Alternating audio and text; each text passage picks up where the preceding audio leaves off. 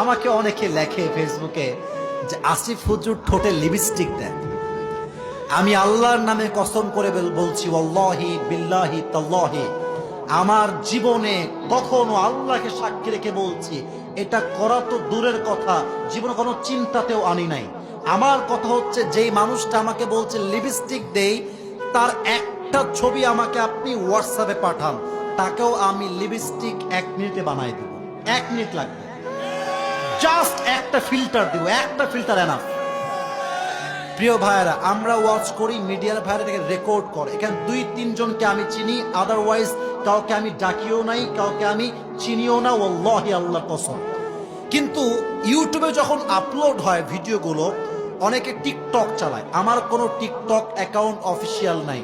আমি আল্লাহকে সাক্ষী রেখে বলছি, আমি কোনো টিকটকে নিজে ভিডিও আপলোড দেই না, অনেকে আমার ভিডিও আপলোড দেয়। আল্লাহ